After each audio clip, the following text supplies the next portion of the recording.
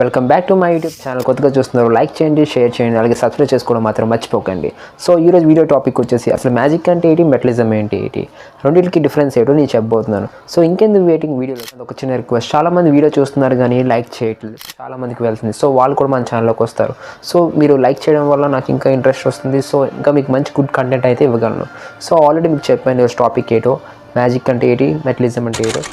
మాట్లాడుకున్న ముందు మనం అసలు మ్యాజిక్ అంటే ఏంటో అసలు మాట్లాడుకుందాం. మ్యాజిక్ ఎక్కడి నుంచి వచ్చిందో చెప్తాను. ఓకే, అది కూడా చిన్న, మీకు ఎక్కువ వ్లాగ్ చేయను, సింపుల్గా చెప్పేస్తాను. అసలు మ్యాజిక్ అనేది హ్యారీ హూడినీ అనే ఒక పెద్ద మ్యూజిషియన్ ద్వారా వచ్చింది.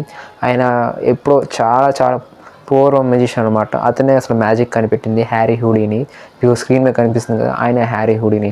తర్వాత చాలా మంది మ్యూజిషియన్స్ వచ్చారు, కానీ మ్యాజిక్ కనిపెట్టింది హ్యారీ హూడినీ. ఇతను మ్యాజిక్స్లో అన్నిటికన్నా బాగా ఫేమస్ ఏంది ఏంటో తెలుసా?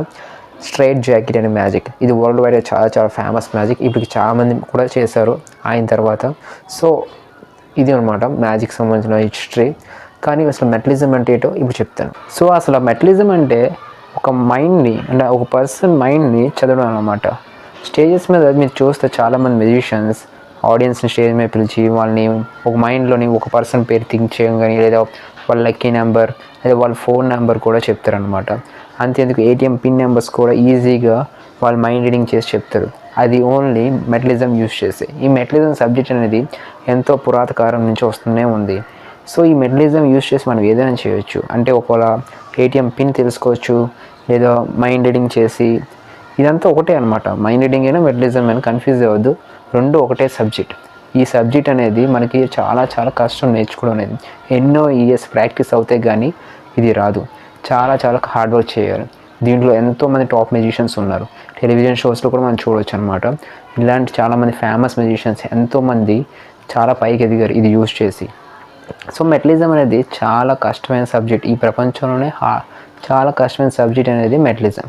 ఈ మెటలిజం యూజ్ చేసి ఏదైనా చేయొచ్చు. అంతేందుకు ఆబ్జెక్ట్స్ కూడా మనం మూవ్ చేయొచ్చు. చిన్న రింగ్స్, కాయిన్స్, ఇదంతా మ్యాజిక్ కింద వస్తుంది, మెటలిజం కింద కూడా వస్తుంది.